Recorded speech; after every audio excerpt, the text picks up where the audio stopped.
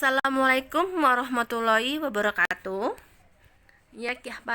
Pada hari ini kita masuk ke pelajaran responsi resep kelas 10 farmasi. Jadi kita hari ini masuk ke responsi resep untuk resep yang pertama.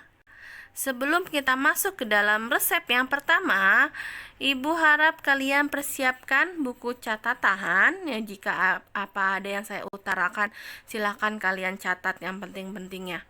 Kemudian kalian siapkan file buku Latin ya, file bahasa Latin singkatan dan artinya yang sudah pernah saya berikan. Coba kalian cek-cek di materi RR atau praktikum resep. Di situ ada lengkap. Ya, jadi setiap kita responsi resep masuk ke dalam pelajaran resep, kalian sudah harus siapkan bahasa Latin karena setiap apa yang Ibu jelaskan selalu lihat dicek ke bahasa Latin supaya kalian paham itu apa kepanjangan dan artinya. Sudah siap untuk masuki pelajaran responsi resep? Ya. Ya, kita masuk ke resep pertama. Resep pertama, ya, ada bagian pertama itu adalah kelengkapan resep. Jadi bagian pertamanya itu adalah ada kelengkapan resep. Nah, di kelengkapan resep itu ada nama dokter. Nah, cek nama dokternya ada, ya. Kemudian ada alamat dokter, ada. SIP-nya dokter, ada, ya. SIP-nya ada. Kemudian ada nomor tanggal resepnya ada, ya, nomor tanggal resepnya ada. Kemudian nama pasiennya ada. Kemudian umur pasiennya ada. Nah, paraf dokter itu kalian paraf sendiri di sini. Jadi paraf kalian sendiri. Ya. Ya, kita masuk ke resep pertama. Resep pertama itu adalah obatnya acetaminophen 0,2 gram. Acetaminophen punya nama lain itu adalah paracetamol. Pernah dengar nama obat paracetamol? Pasti kalian pernah dengar ya. Paracetamol biasanya kalau lagi panas, demam, pusing, waktu waktu kalian kecil, pasti kalian diberikan oleh ibu kalian itu adalah obat paracetamol. Ya, kalau kalian di di apotek yang dijual-jual pasaran, biasanya itu adalah sediaannya apa? Sudah ada yang tahu? Ya, biasanya itu adalah misalnya Panadol yang warna biru, kemudian Sanmol, kemudian Tempra. Ya, itu yang kandungan obatnya itu adalah paracetamol atau acetaminophen. Ya, acetaminophen 0,2 gram SL. Apa itu SL? SL itu adalah singkatan dari sakarum lactis atau sinonimnya itu adalah laktosa. Jadi kalau kamu dengar laktosa ya, itu sama saja dengan sakarum lactis. Jadi kalau misal kamu ngambil bahan obat nih, di lemarinya ada sakarum lactis ataupun laktosa, yang kamu ambil apa? Sakarum lactis atau laktosa? Ya, dua-duanya boleh. Jadi kamu mau ngambil sakarum lactis boleh, diambil laktosa juga boleh, karena itu adalah sama obatnya. Ya, jadi kalian harus hafal nih. Kita udah belajar nama lainnya itu adalah acetaminophen, sinonimnya itu adalah paracetamol. SL itu adalah kepanjangan dari sakarum lactis ya atau laktosa. Kemudian QS ya. QS ini adalah kepanjangan dari kuantum statim ya. QS itu adalah kuantum statim atau secukupnya. Jadi belum diketahui nih jumlahnya berapa kuantum statimnya ya. Kembali lagi ke resep. Kemudian MF pulv DTD nomor 10. MF pulv DTD nomor 10 itu kepanjangan dari apa? Dari MF. Itu yang pertama itu adalah MF itu adalah Miskevac ya. Miskevac itu artinya campur dan buatlah. Kemudian pulv ya, itu adalah pulveris, serbuk atau puyer. Ya, jadi campur dan buatlah serbuk atau puyer, sudah digabungkan baru MF pulv. Kemudian DTD. DTD adalah kepanjangan dari dateless dosis atau berikan dalam dosis demikian. Ya. Jadi kepanjangan dari MF pulv DTD itu adalah Campur dan buatlah puyer dalam dosis demikian sebanyak 10 bungkus. Dalam dosis demikian adalah dalam dosis yang ini. Kemudian STDDP1 itu artinya adalah S-nya signa atau tandailah. T-nya itu adalah ter atau tri atau tiga. Ya, jadi kalau ada tanda T berarti adalah ter atau tri atau tiga. Ya. DDP1, DDY berarti tiap hari. Kemudian P-nya itu adalah puyer, ya, bungkus. Ya, satu bungkus. Jadi kita baca signanya itu adalah dari depan ke belakang, yaitu 3 kali sehari, ya, 3 kali sehari satu bungkus, ya. Jadi signanya itu adalah 3 kali sehari satu, 3 kali sehari satu bungkus, ya. Itu dalam resepnya. Kemudian, ya, pro itu adalah pasiennya untuk siapa? Pasiennya adalah untuk anak Marisa. Usianya berapa? Usianya itu adalah 6 tahun. Alamatnya di Bekasi.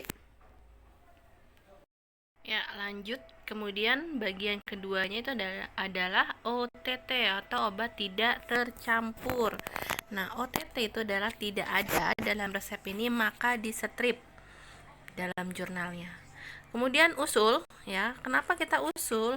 Karena di sini SL-nya, ya, SL-nya itu adalah QS atau kuantum statim atau secukupnya.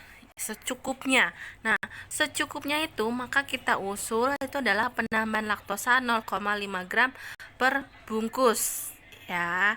Jadi minimal untuk supaya puyernya menjadi satu bungkus, kita usulnya menjadi 0,5 gram per bungkus. Jadi di setiap per bungkusnya itu ada laktosa sebanyak 0,5 gram. Ya, jadi di setiap 10 bungkus per satu bungkusnya itu adalah mengandung laktosa 0,5 gram per bungkus, ya. Kemudian kenapa penambahan laktosa? Ya, karena dikhawatirkan zat utama dari si acetaminophen ini adalah rasa pahit. Maka ditambah penambahan laktosa agar apa? Laktosa itu kan adalah zat gula. Jadi dia sebagai zat pemanis, ya, supaya resepnya tidak terlalu pahit maka ditambah laktosa. Itu alasan penambahan laktosa, supaya serbuknya itu tidak terasa rasa pahitnya. Kemudian ada resep standar, ya. Di sini tidak ada resep standar maka kita strip. Kemudian monografi kelarutan juga tidak ada, ya. Monografi kelarutan itu dicatat jika ada resepnya itu terbuat dari larutan atau yang berupa cair-cairan. Jadi kita catat monografi kelarutannya. Seperti itu. Tetapi kalau resep puyer tidak perlu dicatat monografi kelarutannya. Lanjut. Kemudian di sini ada penggolongan obat, ya. Penggolongan obat itu yang pertama, ya, obatnya itu adalah acetaminophen, termasuk golongan obat bebas, ya. Gunanya sebagai apa? Sebagai analgetik dan antipiretik, ya. Analgetik itu adalah penghilang rasa nyeri atau rasa sakit. Jadi arti dari analgetik itu adalah penghilang rasa nyeri atau rasa sakit. Kemudian ada antipiretik. Antipiretik itu adalah gunanya sebagai obat penurun demam atau penurun panas.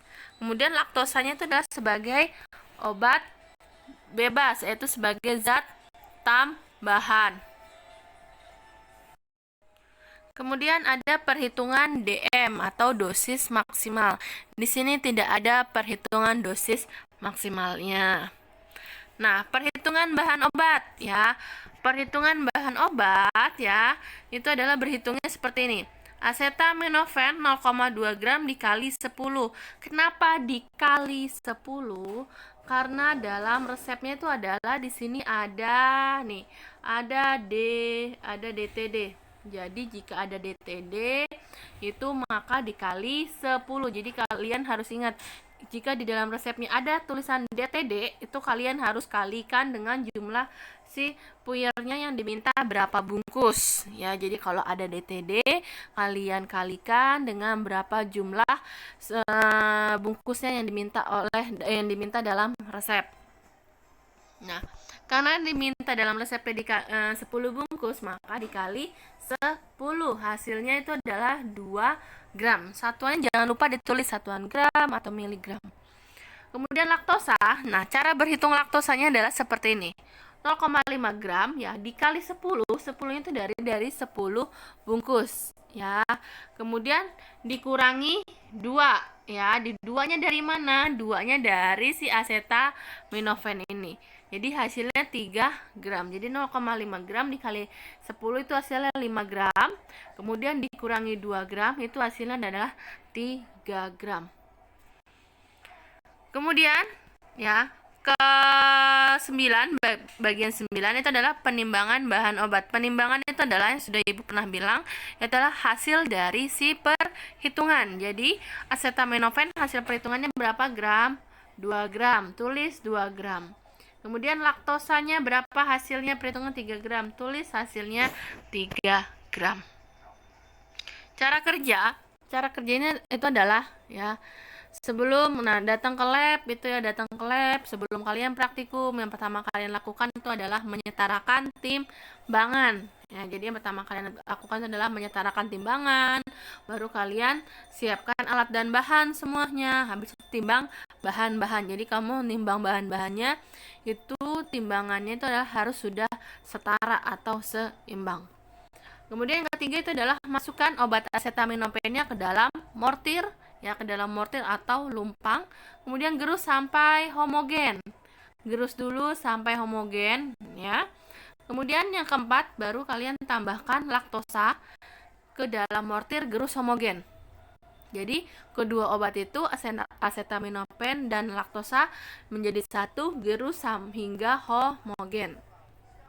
Kemudian yang kelima itu adalah serbuk dibagi 2 sama berat, masing-masing dibagi menjadi 5 bungkus lalu bungkus ya. Jadi serbuknya kan udah dalam lumpang nih, jadi 1 nih serbuknya. Nah, serbuknya itu dibagi 2 nih sama berat nih, dibagi 2 di timbangan ya. Serbuknya dibagi 2 sama berat, kemudian kalian tuasnya kalian putar ke kanan. Nah, kalian seimbangkan tuh antara 2 serbuk itu ya. Jadi kanan kiri harus sama tuh serbuknya ya, kayak gitu. Nah, kalau sudah sama seimbang, berarti yang sebelah kiri untuk 5 bungkus ya, serbuk yang di sebelah kiri untuk 5 bungkus, serbuk yang di sebelah kanan 5 bungkus. Bisa kalian bayangkan ya. Jadi kalau kalian cara kerja nih, kalian harus bayangkan nih ya. Ibu ulang nih. Pertama kalian datang nih ya, kalian harus udah pakai jas lab, udah rapi semuanya, kamu setarakan timbangan. Disetarakan dulu timbangan, baru siapkan alat-alat dan bahannya ya. Ambil bahan obatnya acetaminophen dan laktosa, kemudian kamu timbang ya.